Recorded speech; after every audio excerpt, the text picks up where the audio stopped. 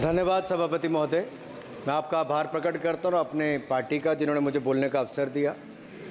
मैं बधाई देता हूँ श्रीमती निर्मला सीतारमण जी को, माननीय वित्त मंत्री जी को, जिन्होंने 7वां लगातार बजट दिया है। ये केवल केंद्रीय बजट नहीं, ये जन भावनाओं का बजट है, इसलिए मैं उनको बहुत बहुत इसके लिए बधाई देता हूँ।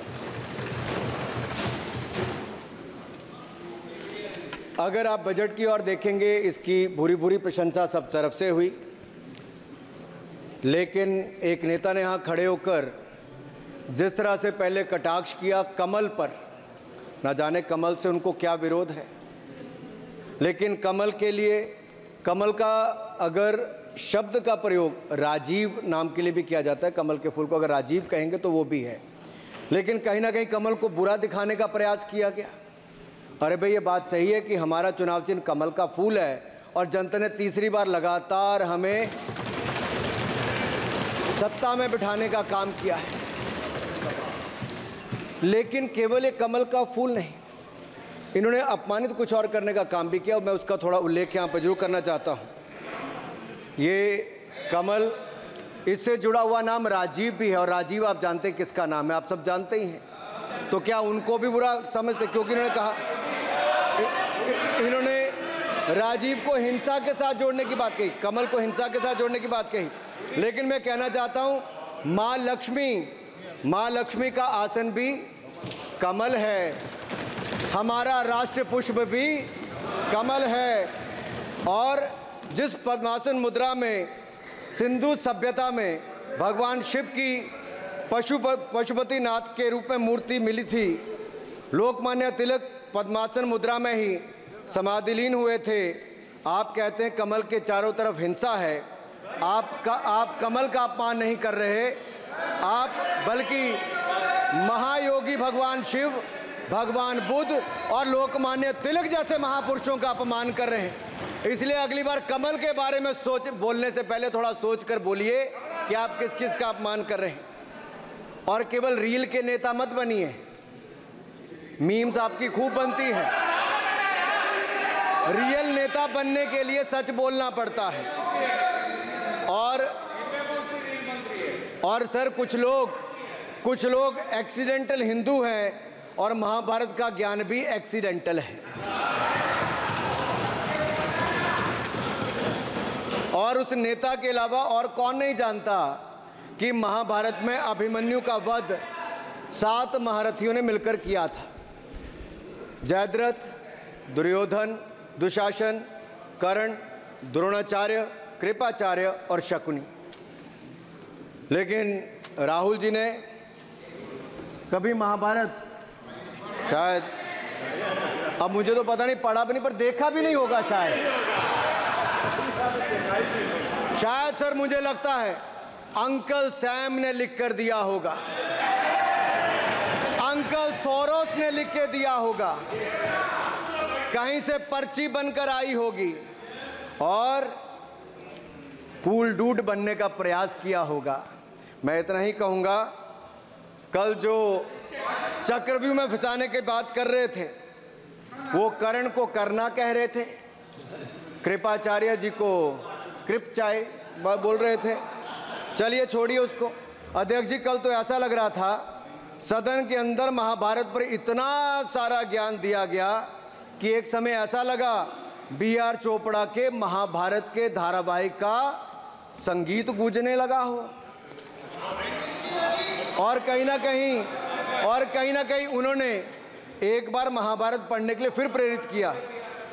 मगर इस बार महाभारत पर मैंने एक नई पुस्तक पढ़ी, जो उनकी पार्टी के विद्वान सांसद, जो इस सदन के सदस्य भी हैं, उन्होंने लिखी है, और उस पुस्तक का नाम है the great Indian novel. Rahul ji को अगर महाभारत और चक्रव्यूह के विषय में विस्तृत जानकारी लेनी है तो अपने उस सांसद से वो संपर्क कर सकते हैं। और मैं बताऊंगा, शशि थरूर जी ने, शायद वही राहुल गांधी जी को बता दें या बताएंगे, नहीं तो मैं बता देता हूं कि आपने महाभारत और भारत के स्वतंत्रता संघर्ष को मिलाकर जो उपन्यास लिखा है, उसके पात्र कौन कौन है। इस उपन्यास में धृतराष्ट्र के रूप में किस नेता को दिखाया गया है, कौरव किस पार्टी को कहा गया है, इस उपन्यास में प्रिय दुर्योधनी कौन है। जब राहुल जी को इसका पता चलेगा तो मुझे लगता है कहीं ना कहीं शशि थरूर जी पर कार्रवाई ना हो जाए। लेकिन क्या है साहब, ये लोग तो संविधान दिखाते थे, पढ़ते नहीं थे। मैंने उस दिन पूछ लिया कितने पन्ने होते, तो वो भी नहीं बता पाए। मैंने उसके बाद पूछा कि ये जो आप संविधान की कॉपी लेकर चलते हो, इसका प्रीफेस पढ़ा है, इसका फॉरवर्ड पढ़ा है, इसकी प्रस्तावना किसने की है। के वेणुगोपाल जो सॉलिसिटर जनरल इनकी सरकार के समय भी रहे होंगे, सीनियर एडवोकेट हैं, या गोपाल शंकर नारायण जो सीनियर एडवोकेट हैं, उन्होंने उसकी प्रस्तावना की थी और प्रस्तावना में लिखा था कि कैसा काला अध्याय वो इमरजेंसी का समय था। और ये संविधान जो डॉक्टर BR अंबेडकर जी ने दिया, अगर ये नहीं दिया होता तो आम जनमानस को अपने अधिकारों का पता भी नहीं लगता। लेकिन इन्होंने तो उसको पढ़ा ही नहीं था, लेकिन केवल कॉपी दिखा रहे थे इतने दिनों से साहब। ऐसे ही महाभारत पर भी ऐसी हालत लग रही है। और मुझे लगता है, और नहीं तो गूगल दादा तो थे, इनसे पूछ लेते आप क्या करते हो साहब, साथ में कुछ बताया करो। सर इस उपन्यास के, माननीय सभापति जी, इस उपन्यास के मुताबिक जिस पार्टी के सर्वे सर्वा आप हैं, उस उपन्यास के वही कौरव पार्टी है। मैं अपनी तसल्ली के लिए कुछ पंक्तियों को यहाँ उद्धृत कर देता हूँ। मैं कोट कर रहा हूँ सर, पेज नंबर 245 से। The India of which Dhritarashtra assumed the leadership on 15th August 1947 had just been through a cathartic process of regeneration, another stage in this endless cycle. अब 15 अगस्त 1947 को प्रधानमंत्री के रूप में मोदी जी तो नहीं थे, और ये कह रहे हैं कि जिन्होंने 15 अगस्त 1947 को उस समय वो सत्ता ली थी, वो धृतराष्ट्र थे। तो धृतराष्ट्र किसको कहा गया? धृतराष्ट्र को किसको कहा गया? अब आपने मुझे बांध रखा है। कल स्पीकर ने कहा है, स्पीकर महोदय ने कहा कि उस समय के लोगों का नाम नहीं लेना। तो प्रथम प्रधानमंत्री जी को धृतराष्ट्र मैंने नहीं कहा, इनके अपने ही सांसद ने अपने ग्रेट इंडियन नॉवल में कहा है। शशि थरूर जी कहाँ हैं? कहीं छिप तो नहीं गए? आज शो कॉज हो सकता है। फिर देखिए प्रिया दुर्योधनी और धृतराष्ट्र के विषय में क्या लिखा है। I quote from page 293। In Delhi, blind Dhritarashtra ruled with Priya Duryodhani by his side, and he pledged the nation not so much to the gas and hot water of his Fabian preceptors, but to smoke and steam of the modern industrial revolution their ancestors had denied this country. Sir ये सबको पता है कि इस देश के एकमात्र Fabian Samajwadi कौन थे, और ये फैबियन समाजवादी कौन थे उसके बारे में किसी और ने नहीं, आपके ही सांसद ने लिखा है। अरे वाह, इसमें तो आगे इमरजेंसी की चर्चा भी है, और जिसे इंदिरा गांधी जी ने थोपा था। और इमरजेंसी के लिए उपयोग किया है। स्वागत दादा, you are not Shashi Tharoor, please. ये देश इनकी यातनाओं का सर भुगत भोगी रहा इमरजेंसी के समय, और वो काला खंड, वो काला अध्याय वो देश कभी भूल नहीं पाएगा, जिसने देश के लोगों को कठिन शब्द इमरजेंसी के बारे में भी बताया। सर तो हम चर्चा कर रहे थे द ग्रेट इंडियन नॉवल के अध्याय 7th बुक की, जिसमें प्रिय दुर्योधनी और उनके प्रिय पात्र शकुनी शंकर डे देश में आपातकाल लगाने की योजना बना रहे थे। सर मैं पढ़ता हूं कि शकुनी ने क्या कहा। I quote, What you could do now is to declare an internal siege, a grave threat to the stability and security of the nation from internal disruption. जिस बुक को आप कोट कर रहे हैं उस बुक को आप सबमिट कर दीजिए। मैं कर दूंगा साहब, एक कॉपी आपको भी भिजवा दूंगा साहब, एक टेबल पे भी रख दूंगा। So what you could do now is to declare an internal seize, a grave threat to the stability and security of the nation from internal disruption. No one has ever defined the permissible procedures under an internal seize, which leaves it to more or less up to us to define them, Shakuni added. And the next, sir, from page 366, I quote, not to mention censorship of the press. Press hai? Not to mention censorship of the press, which is nowhere explicitly ruled out in the Constitution. Suspension of certain fundamental rights, free speech, assembly, and that sort of things, and measures to put up the judiciary in their place, said Shakuni. Sir, ये किसी और ने नहीं, और मैं कहना चाहता हूं सर, माननीय अनुराग जी, एक किताब गौरव जी को भी भिजवा दीजिएगा। मैं कॉपी गौरव जी को भिजवा दूंगा सर। सर, इसमें जिनकी मैं बात कर रहा हूं वो हमारे उस समय की प्रधानमंत्री थी जिन्होंने इमरजेंसी लगाई थी। एक नेता की स्वर्गीय दादी जी भी हैं, और मैं उनके नाम के आगे प्रियदर्शनी भी लिखा जाता था, और उन्होंने इमरजेंसी लगाई थी। लेकिन माननीय सभापति जी, मैं कहना चाहता हूं, दुशासन और दुर्योधन दोनों बहुत ही दुष्ट और बदमाश हो सकते थे, लेकिन उन्होंने भी कभी इमरजेंसी नहीं लगाई थी। दुशासन और दुर्योधन दुष्ट भी हो सकते हैं, दुश्मन भी हो सकते हैं, बदमाश भी हो सकते हैं, लेकिन उन्होंने भी इमरजेंसी नहीं लगाई थी। सर, पूरे उपन्यास में 74 बार कौरव और कौरव पार्टी की चर्चा हुई, हर एक में कांग्रेस का चरित्र झलकता है। राहुल जी सदन में हजारों साल पूर्व हुए महाभारत की कहानी सुना रहे थे, मगर उनकी अपनी पार्टी के पढ़े लिखे एक विद्वान पूर्व मंत्री और सांसद आज के महाभारत की कहानी लिखते हुए बताते हैं कि कौन कौरव था, कौन शकुनी था, कौन धृतराष्ट्र था, कौन दुशासन था, कौन दुर्योधन था, कौन कर्ण था। जरूर पढ़िएगा, सबके किरदार उसी में मिलने वाले हैं। और शायद जिस समय शशि थरूर जी लिख रहे थे, उस समय आपका टैलेंट इनको पता नहीं था, नहीं तो 100 पन्ने तो आप पे ही लिख देते साहब। आप चाहते कार्रवाई हो जाए। माननीय सभापति जी,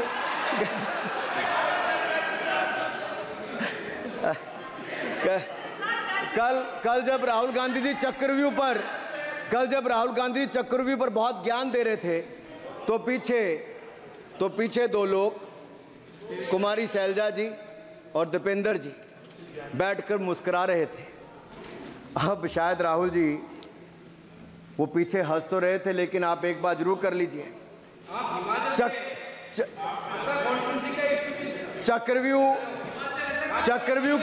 चक्रव्यूह के परिप्रेक्ष्य में इन दोनों से बेहतर कौन बता सकता है हरियाणा के चुनाव आने वाले हैं। जान लीजिए कि कौन शकुनी है और कौन अभिमन्यु है, नहीं तो बहुत देर हो जाएगी। आपको एक और सुझाव है, और मैं इतना जरूर कहूंगा, आपने तो कई सारे चक्रव्यूह बनाने का काम किया सर, और जब उस समय किशोर अभिमन्यु पर कौरवों ने युद्ध नीति के विपरीत जाकर प्रहार किया था, तो मैं कुछ कहना चाहता हूं। इतने में पुत्र दुशासन ने पीछे सा था वार किया, निष्प्राण हुए एक गदा से सिर पर था प्रहार किया।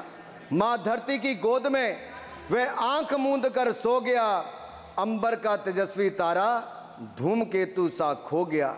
लेकिन कोई तारे का तेज फीका नहीं कर सकता, वीर गति पाकर अमर हुआ हो कभी नहीं मर सकता है। पुत्र सुभद्रा कुरुक्षेत्र में जिसकी अमर कहानी थी, 9 माह में सीखी विद्या जब 16 साल जवानी थी। अब उस अभिमन्यु को, जिसने सारे चक्रव्यूह को तोड़ने का काम किया, मैं इतना ही कहूंगा, चक्रव्यूह का प्रसंग छेड़कर आपने अच्छा किया।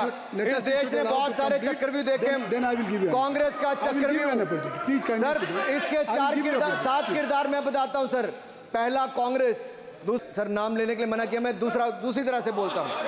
पहला कांग्रेस, दूसरे पहले प्रधानमंत्री NG, फिर तीसरा किरदार आईजी पूर्व प्रधानमंत्री, चौथा RG1 उस समय के प्रधानमंत्री, पांचवा SG, छठवां RG2 और सातवां आप सब जानते ही हैं। आप समझदार हैं, समझ गए होंगे।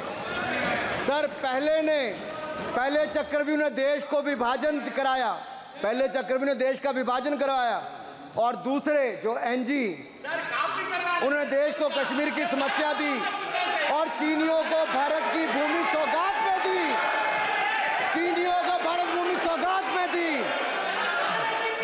सर तीसरे चक्रव्यूह आईजी ने, पूर्व प्रधानमंत्री आईजी ने देश को आपातकाल दिया, इमरजेंसी दी और पंजाब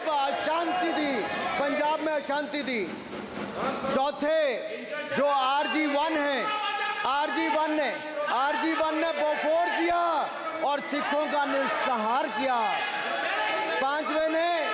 पांचवें जो ऐसी हैं, उन्होंने सनातन धर्म परंपरा के प्रति नफरत का नैरेटिव बनाया, 12 लाख के करोड़ के घोटालों को संरक्षण प्रदान किया, देश की आर्थिक अर्थव्यवस्था को भंवर जाल में फंसाया। और छठे ठहरे आप, जिन्होंने पिछले 15 सालों में देश की राजनीति, संसदीय परंपरा और संस्कृति को इतना नुकसान पहुंचाया जितने कि ये बाकी 6 मिलकर चक्रव्यूह एक साथ मिलकर भी नहीं कर पाए। और रही 7वीं, उनका मैं नाम नहीं लूंगा, मैं इतना ही कहूंगा सभापति जी, 7 चक्रव्यूह ने मिलकर देश को गरीबी, भूखमरी, आतंकवाद, कट्टरवाद जैसे अनगिनत दुष्चक्रों में फंसा दिया था। देश को हमने इन आपके दुष्चक्रों से बचाया है, आजाद कराया और माननीय प्रधानमंत्री मोदी जी के नेतृत्व में विकास रथ को आगे बढ़ाया। आज दुनिया में भारत को 5वीं बड़ी अर्थव्यवस्था बनाया। आप जिस अभिमन्यु को घेरने की कोशिश पिछले 22 सालों से कर रहे हैं, गुजरात से लेकर दिल्ली तक, आपके योद्धा और आपकी सरकारें निपट गई, लेकिन आप उनको घेर पाए क्योंकि वो जनता के दिलों में बसे हैं। आज यहाँ 293 अभिमन्यु बैठे हैं, भले ही आपके पास करण जैसे धुरंधर हो, शकुनी जैसे कुटिल रणनीतिकार हो, धर्म हमारे साथ है, धर्म हमारे साथ है। भले ही आपके पास नारायणी सेना हो, लेकिन स्वयं भगवान कृष्ण हमारे साथ है, स्वयं भगवान कृष्ण हमारे साथ है।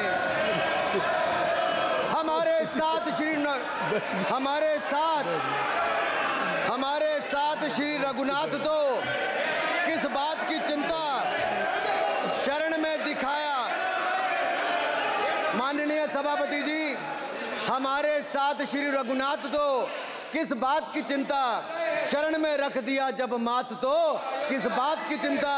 हमारे साथ तो जनता रूपी रघुनाथ है और आगे भी रहने वाला है। आप देखिए, ये कल से हलवा बांटने की बात कर रहे थे। अध्यक्ष महोदय कांग्रेसियों के कंधे पर सवार होकर सैर करते हैं, जैसे मदारी के कंधे। सर इसको देख लीजिए। माननीय आप असत्य कहें, हम कार्रवाई का हिस्सा नहीं है। असत्य कहें। माननीय सभापति जी, I have already given ruling mister Venugopal ji, I have given ruling please.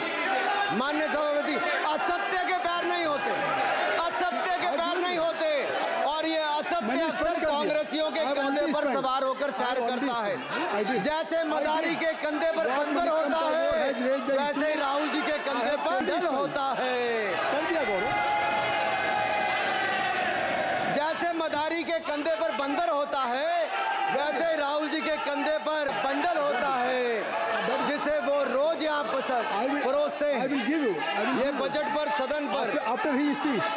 माननीय सभापति जी, जिस व्यक्ति को बजट निर्माण की प्रक्रिया का पता ना हो, संसदीय कार्य में रुचि ना हो, मात्र अध्यादेश को फाड़ने का काम किया हो, उससे क्या अपेक्षा की जा सकती है। मैं पूछना चाहता हूँ, हलवा किसको मिला? मैं पूछता हूँ, हलवा किसको मिला? राहुल जी बताइए, हलवे की बात की थी, जीप घोटाले का हलवा किसने खाया? वो फोर्स घोटाले का हलवा किसने खाया? अंतरिक्ष देवास घोटाले का हलवा किसने खाया? नेशनल हेराल्ड एचपीसीएल के घोटाले का हलवा किसने खाया? सबमरीन घोटाले का हलवा किसने खाया? अगस्ता वेस्टलैंड घोटाले का हलवा किसने खाया? 2G स्कैम हलवा किसने खाया? कॉमनवेल्थ स्कैम का हलवा किसने खाया? कोयला घोटाले का हलवा किसने खाया? वाल्मीकि योजना घोटाले का हलवा किसने खाया? चारा घोटाले का हलवा किसने खाया? यूरिया स्कैम का हलवा किसने खाया? राहुल जी, हलवा मीठा था या फीका? माननीय सभापति जी, कुछ लोग ओबीसी की बात करते हैं। मैं ये कहता हूं, इनके लिए ओबीसी है। गौरव सुनिए, गौरव बड़ा इंपॉर्टेंट है। आप kindly address to the chair. माननीय सर, इनके लिए ओबीसी का मतलब है only for brother in law commission, only for brother in law commission. और only for brother in law commission के लिए काम करने वाली पार्टी अदर बैकवर्ड कास्ट की बात करती है तो आर्नी को भी पंखे के साथ लटकर आत्महत्या कर लेनी चाहिए। मतलब जिस पार्टी ने अपने पार्टी के अध्यक्ष जो एक पिछड़े वंचित समाज से आते थे, उनको धोती से खींचकर पार्टी से बाहर निकाल दिया हो,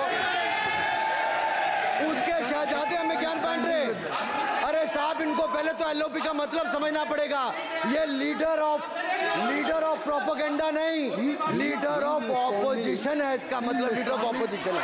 ऑन बिहाफ ऑफ सर, ये लीडर काइंडली लिसन मी माननीय अध्यक्ष जी, माननीय अध्यक्ष जी, मैं जवाब आपका दे रहा हूँ। माननीय सभापति जी, माननीय मंत्री जी,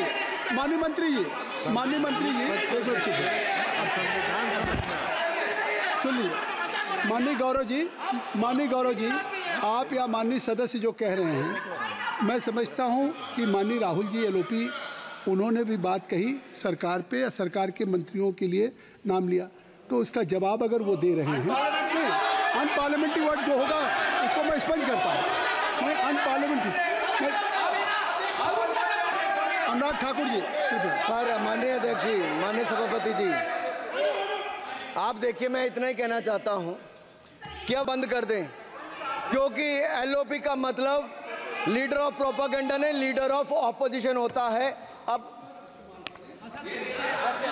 संधि है, ठीक है, असत्य निराधार। जी सर, जी, उसके ठीक है, निराधार है सर। ओबीसी की बात, जनगणना की बात बहुत की जाती है।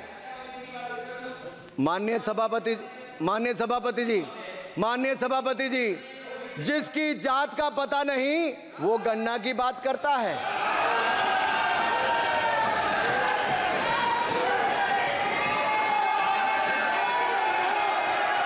जिसकी जात का पता नहीं वो गणना की बात करता है।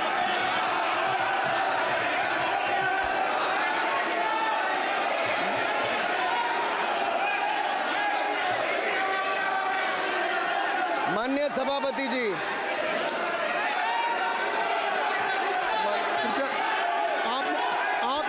आपने जो आप बैठ जाएं। माननीय अखिलेश जी, आपने जो बात उठाई है मैं उसको दिखवा लूँगा। मैं आपकी बात को ले रहा हूँ। उन्होंने जो बात कही है, आप जो विरोध कर रहे हैं, मैं उसको दिखवा लूँगा। आपने जो बात कही उसको मैं दिखवा लूँगा। अनुराग जी, माननीय सभापति जी, कृपया आप लोग बैठ जाएं। आप बैठ जाएं। अच्छा, आप बैठ जाएं। ठीक है। गौरव जी,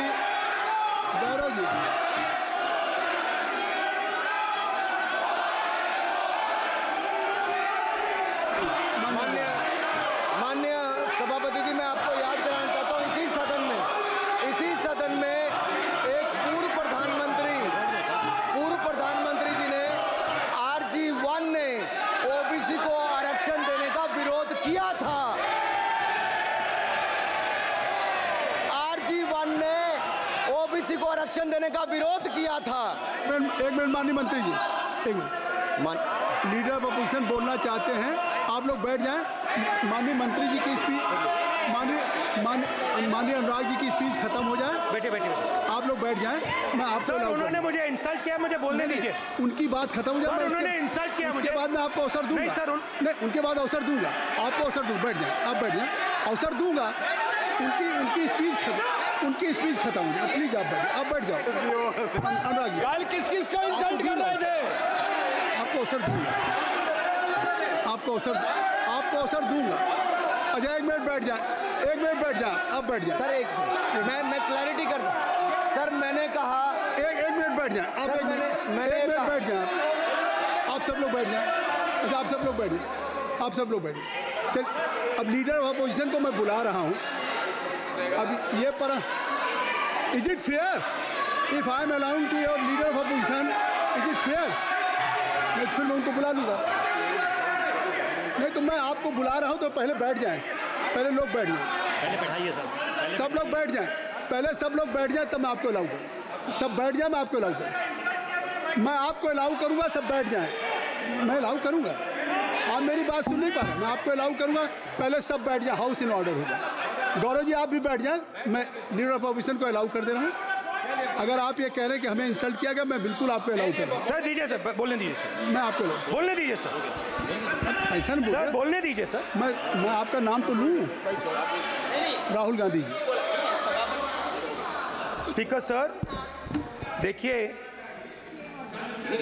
जितना मेरा आप लोग इंसल्ट करना चाहते हैं आप खुशी से करिए, आप रोज करिए, मगर एक बात मत भूलिए, जाति जनगणना को हम यहां पास करके दिखाएंगे।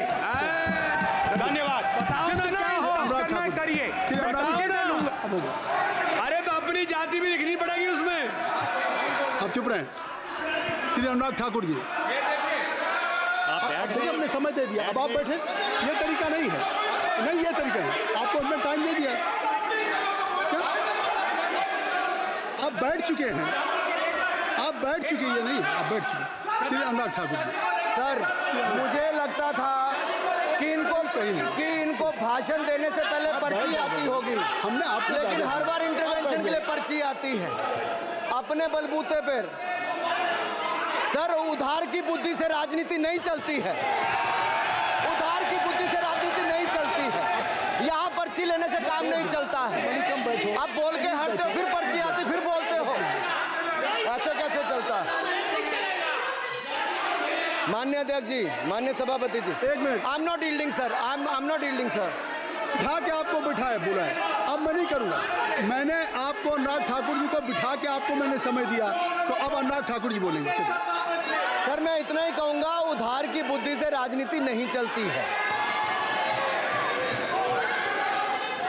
आजकल कुछ लोगों पर जातिगत जनगणना का भूत सवार है सर।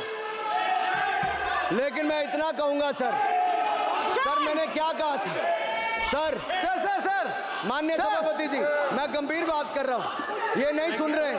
मैंने कहा था जिस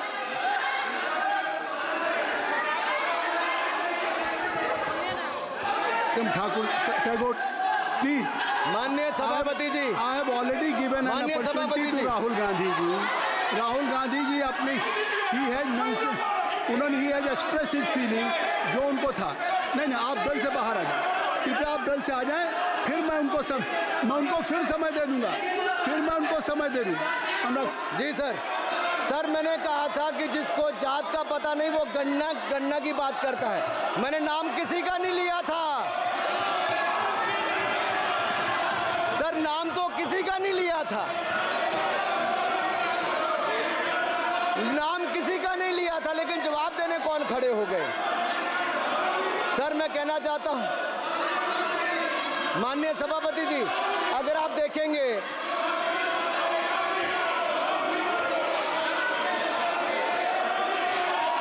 मैंने अनुराग जी को बिठा के मैंने माननीय राहुल गांधी को समय दिया, मैंने अनुराग ठाकुर जी को बिठा के, तो कृपया आप लोग जब एलओपी को टाइम मिल गया तो आप सदन में व्यवधान नहीं।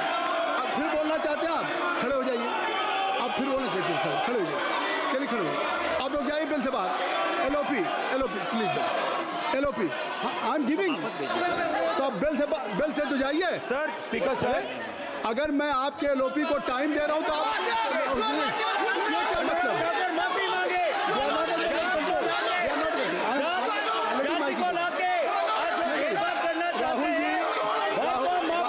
राहुल गांधी जी, हमने आपको समय दिया, अपने मेंबर से कहिए कि बैठे तब तो आप बोलेंगे, बैठिए तब तो बोलेंगे। भाई राहुल गांधी जी कह रहे तब तो बोलेंगे। आप अंदर आइए, चलिए। हाईवे सबको ले जाइए प्लीज। सर माइक लीजिए सर। एक मिनट, माइक मिल जाएगा आपको, माइक मिल जाएगा। बेल खाली कर दीजिए। इतनी अच्छी वर्षा, पूरा देश इतनी अच्छा बजट पे स्पीच दे रहा है। You have already spoken. Rahul ने कह दिया। अभी अब आप अपने लीडर का सम्मान करें। हमने आपके लीडर को दूसरी बार फिर बुला रहा हूं, आप अपने लीडर का सम्मान करें। हाउस के एलओपी हैं और अगर मैं उनको दूसरी बार बुला रहा हूं, उनको बिठा दिया माननीय सदस्य को, तो कृपया आप लोग तो कम से कम इस बात को महसूस करें। मिस्टर केसी मैं please don't be mister Rahul Gandhi आप लोग बैठिए। राहुल स्पीकर सर, बोलने का मन क्या था? स्पीकर सर, सर माइक नहीं सर, माइक यहाँ से नहीं जाता। स्पीकर सर, मैं नाम ले लूंगा, माइक आ जाएगा। स्पीकर सर, जो भी इस देश में दलितों की, आदिवासियों की, पिछड़ों की बात उठाता है, जो भी उनके लिए लड़ता है, उसको गाली खाना ही पड़ता है। और मैं ये सब गालियां खुशी से खाऊंगा, क्योंकि महाभारत की बात हुई तो महाभारत में अर्जुन को सिर्फ मच्छी की आंख दिख रही थी, उसी प्रकार मुझे सिर्फ मच्छी की आंख दिख रही है। जाति जनगणना हम करा के दिखाएंगे। खत्म। आपको जितनी गाली देनी है आप दीजिए, हम खुशी से लेंगे। धन्यवाद। गौरव, धन्यवाद। श्री अनुराग ठाकुर जी। गौरव जी, नहीं गौरव जी, आप देखिए। गौरव जी, आप तो हमें समय दीजिए। खत्म हो जाएगा सर। श्री राहुल गांधी, खत्म हो जाएगा सर। श्री राहुल गांधी प्लीज राहुल गांधी जी, ये तय कर ली। मुझे जब आप चाह रहे हैं मैं आपको बोलने का अवसर दे रहा हूं। हाँ सर, तो कम से कम गौरव जी आपके बोलने के बाद ऐसी परिस्थिति न क्रिएट करें कि सदन को चलाने की जिम्मेदारी जितनी सत्ता पक्ष की है उतनी प्रतिपक्ष भी है। अनुराग ठाकुर जी ने मुझ पर गाली दी है। नहीं, कोई मुझे सब बोलने दीजिए सर। मुझे उनको बोलने सर, अनुराग ठाकुर जी ने मुझे इंसल्ट किया है, मगर मैं अनुराग ठाकुर जी से कोई माफ़ी नहीं चाहता हूं। मुझे कोई माफ़ी की ज़रूरत नहीं है। मैं लड़ाई लड़ रहा हूं। जितनी आपको गाली देनी है मैं आपसे कभी माफ़ी नहीं मांगूंगा। मुझे आपकी माफ़ी नहीं चाहिए। राहुल गांधी जी, मैं चेयर पे हूँ और चेयर का काम है कि अगर कहीं भी कोई असंसदीय या किसी को गाली दी गई तो मैं उसको देखूंगा, मैं उसको कार्रवाई निकालूंगा। मिस्टर के उसको निकलवाऊंगा। ठीक है, आप नहीं कर रहे हैं, लेकिन अगर दी है तो मैं उसको कार्रवाई का हिस्सा दिखवा के उसको स्पंज करूंगा। आपने कह दिया। सुन रहा हूँ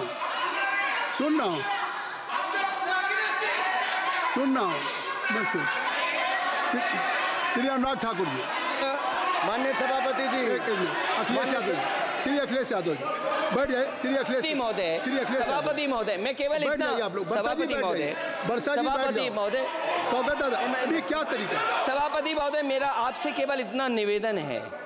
माननीय मंत्री रहे हैं, बड़े दल के नेता हैं, मंत्री रहे हैं, बड़ी बात कर रहे थे। मैं महाभारत, शकुनी, ये सब बातें कह रहे थे, दुर्योधन तक यहाँ ले आई है। मैं केवल सभापति महोदय इनसे ये पूछना चाहता हूँ, आपने जाति कैसे पूछ ली है बताइए बस। आप जाति कैसे पूछ सकते हैं? आप बताएं, जाति कैसे पूछ सकते हैं? आप पूछ के दिखाओ जाति तुम। आप जाति कैसे पूछोगे तुम? कैसे पूछोगे जाति? आप बैठ नहीं, जाति नहीं पूछ सकते आप। आपने कह दिया ना। अब आप हमारी जाति नहीं पूछ सकते। आप हमारी व्यवस्था सुन लें, आप मेरी व्यवस्था सुन लें। कोई सदन में किसी की जाति नहीं पूछेगा। अनुराग ठाकुर जी, मैंने उसको स्पष्ट कर दिया। श्री अनुराग ठाकुर जी, माननीय सभापति जी, बात आ गई। अब माननीय सभापति जी, उस समय के प्रधानमंत्री स्वर्गीय आरजी वान जी ने यही कहा था कि ओबीसी के आरक्षण का विरोध करता हूं। ये तो सदन में है। आरजी वान ने कहा था कि मैं ओबीसी को आरक्षण का विरोध करता हूं। अब ये तय करें कि वो सही थे या ये सही हैं, और आपकी पार्टी गलत थी कि आप गलत हैं, और वो पिछड़ा विरोधी थे कि आप पिछड़े के पक्ष में हो। और उस समय की पूर्व प्रधानमंत्री आईजी ने कहा था कि जात पर ना पात पर। अभी मैंने तो कहा नहीं सर, उस समय कहा गया था। और इसी तरह से ही कृपया अपना भाषण संक्षिप्त सर, करें। मंडल आयोग की रिपोर्ट हो, काका कालेलकर की रिपोर्ट हो, इस पर कौन वर्षों तक बैठा रहा सर? जवाब देना होगा इनको, कौन देगा जवाब? अगर उस समय उसको लागू कर दिया होता तो आज ओबीसी के अधिकारी भी ज्यादा होते, बाकी भी होते। और यही नहीं सही, इन्होंने दलित के साथ, आदिवासी के साथ, ओबीसी के साथ विरोध किया। ओबीसी कमीशन को तो संवैधानिक दर्जा भी नहीं दिया। अगर संवैधानिक दर्जा दिया तो मोदी सरकार ने आकर दिया है, माननीय अध्यक्ष जी। और मैं इस सदन के लिए पढ़ देता हूं सर। नेहरू जी ने 1961 में आरक्षण के विरुद्ध में लिखा था, I quote, I react strongly against anything which leads to inefficiency and second rate standards. I want my country to be a first class country in everything. The moment we encourage the second rate we are lost, I unquote. ये किसने कहा? देश के पहले प्रधानमंत्री ने कहा। आप उससे सहमत हो कि नहीं सहमत हो बताइए? माफी मांगोगे उसके लिए कि नहीं मांगोगे? कृपया चेयर को आप एड्रेस करें। आप चेयर को एड्रेस करें अनुराग जी। सर मैं इतना ही कहूंगा और समाप्त करें। लहजे में बदजुबानी, चेहरे पर नकाब लिए फिरते हैं वो, जिनके खुद के बही खाते बिगड़े हैं, वो हमारे हिसाब लिए करते हैं। बहुत बहुत धन्यवाद। नहीं सर, मेरे एक मिनट सर, मैं एक बात क्लियर कर दूं सर। मैंने किसी का नाम लेकर नहीं कहा, लेकिन कोई अपने आप क्यों खड़ा हुआ? मैंने किसी का नाम नहीं लिया था। आप रिकॉर्ड चेक कीजिए सर, आप रिकॉर्ड चेक कीजिए। और सर ये सारी बातें अगर आप देखेंगे, सबका साथ सबका, मैं रिकॉर्ड दिखवा लूंगा। आप दिखाइए सर। सबका साथ सबका विकास हमने किया सर। अगर अल्पसंख्यक के रूप में अगर किसी को राष्ट्रपति बनाया गया तो कलाम साहब को अटल बिहारी वाजपेयी जी की सरकार में बनाया गया। रामनाथ कोविंद जी को एससी समाज से आते थे, राष्ट्रपति बनाया गया तो मोदी जी की पहली सरकार में बनाया गया। एक महिला ट्राइबल को अपनी क्षमता के आधार पर अगर देश का राष्ट्रपति बनाया गया तो द्रौपदी मुर्मू को हमारी सरकार। अगर ओबीसी प्रधानमंत्री है तो आज माननीय प्रधानमंत्री मोदी जी। आज सबसे ज्यादा मंत्री एससी एसटी ओबीसी है तो हमारी सरकार में सर मैं इतना ही कहूंगा। समाप्त करें सर, मैं 2 मिनट में खत्म। 1 minute sir 2 minute sir. MSP sir, ये एमएसपी की बात कर रहे थे सर। एमएसपी कौन लाया? एमएसपी सर 61 के युग में, उस समय के पहले प्रधानमंत्री जी ने लाए, लेकिन इन्होंने उसको गारंटी क्यों नहीं दिया भाई? 61 के बाद 66 में आप लाए। आप इतने सालों तक क्या करते रहे? क्यों नहीं आपने प्रावधान उसका किया? सर दूसरा मैं कहना चाहता हूं, कर्नाटक में 1200 किसानों की आत्महत्या होगी। 1200 किसानों ने गए आप मिलने के लिए। कितने एससी एसटी ओबीसी थे? कितने एससी एसटी ओबीसी थे?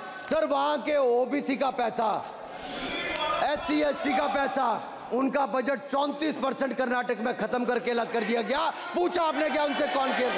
और सर यही नहीं, मैं पूछता हूं सर मैं पूछता हूं इनमें से सर। अब आप संक्षिप्त समाप्त करें। आप समाप्त सर एक मैं कहना चाहता हूं सर आप देखिए ओबीसी के लिए आज ओबीसी का कोटा खत्म करके अगर मुसलमान को आरक्षण देने की बात कोई करता है तो आपकी आंध्र कर्नाटक आपके कहने पर वो लोग करने की बात करते हैं। आप यहाँ पे ओबीसी की बात करते हो सर। माननीय सभापति जी, मैं एक बात और कहना चाहता हूँ यहाँ पर। एक बात सर, अग्निवीर की बात कही गई और अखिलेश यादव जी ने मेरा नाम लेके कहा। सर मैं हिमाचल प्रदेश से आता हूँ, बहुत छोटा राज्य, 70 लाख की आबादी है सर देश में कारगिल के समय सबसे ज्यादा शहादत दी तो हिमाचल के वीर सपूतों ने दी। 4 परमवीर चक्र विजेता हुए, 2 हमारे यहाँ से हुए।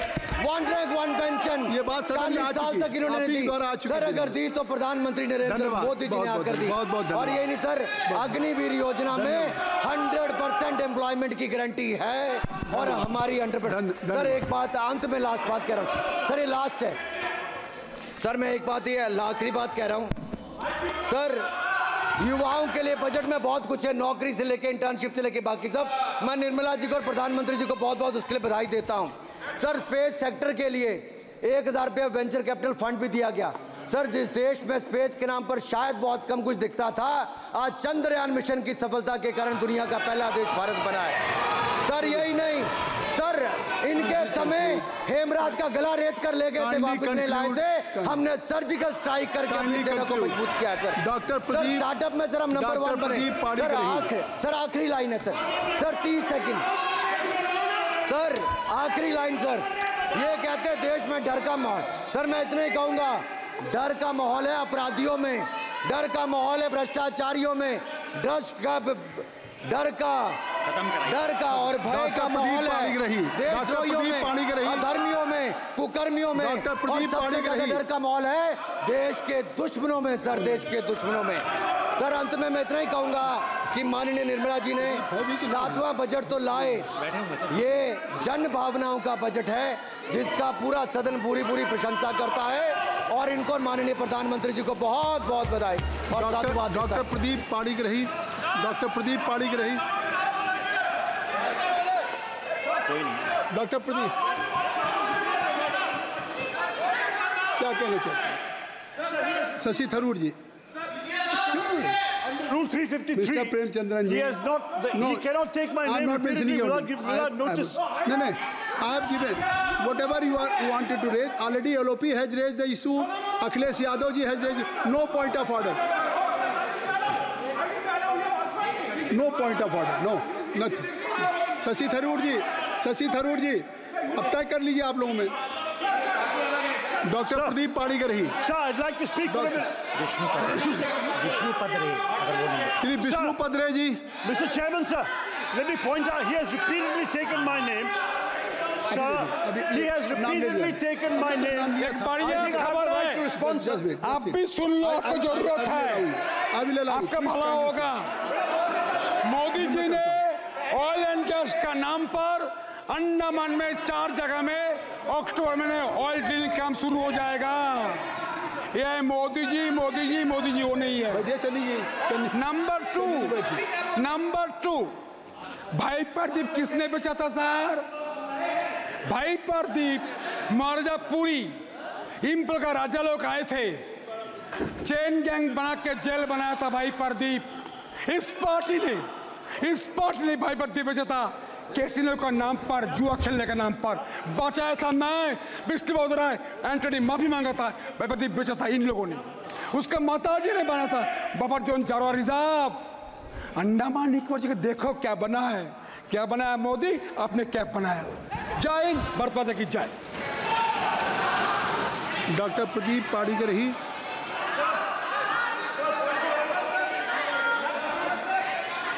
सर क्या चाहिए बताइए, क्या चाहिए सर? नहीं क्या चाहिए? नहीं है तो छोड़ दीजिए, महामंत्री को खड़ा करते हैं ना, फिर और क्या? मंत्री जी को बुला लीजिए। शशि थरूर जी। लो सुन लो सर, ये 353 allegation. Sir, I just want to point out, sir, that under rule 353, the honourable member has no business taking my name repeatedly without providing notice, sir. And the notice was not given.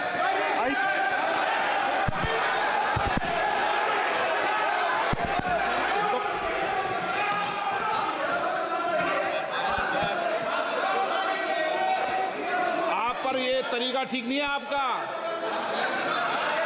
ऐसा नहीं है। बोलिए क्या point of order है, number बताइए point of order का। Point 353, sir. 353 He has दोबारा। taken my name without notice. अब आप लोग 352 और 353 को पढ़ी लो। आज सुनो एक बार, बैठो। Sir, I have been, पढ़ लो इसको। Yes, I have the right to respond, मुझे sir. डेली के daily. Sir, I have the right to respond. Do I not? पढ़ाओ, बोलो। The gentleman has repeatedly taken my name and quoted me. I mean, I should be grateful that he has revived a 35-year-old book of mine, which he has quoted extensively, the great Indian novel published in 1989, which is a satirical novel, which unfortunately the gentleman has missed the satire. I do want to point out, sir, that the fact is that we have recently fought the elections of 2024 and not the elections of 1989. So that's the first point, is to understand the context in which this has been written.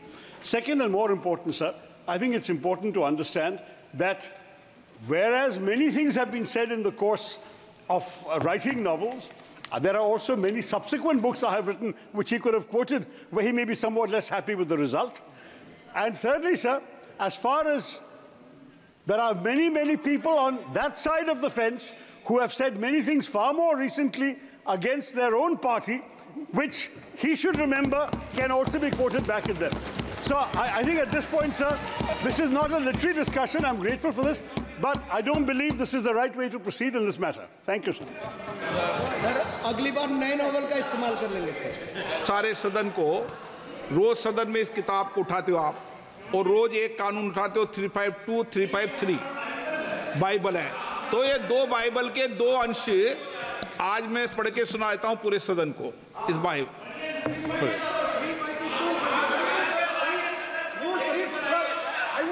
A point of order at the time of the debate made by Sri Anurag Singh Thakur ji, and the chair has assured me that I will give an opportunity. That is under Rule 356 and read with Rule 353 and also Rule 7. एक minute. Sir, one second.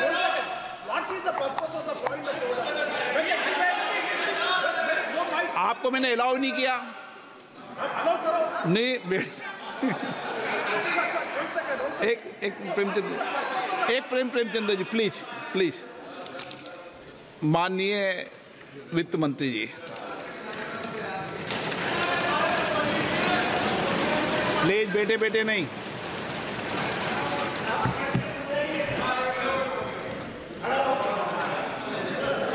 Sir thank you.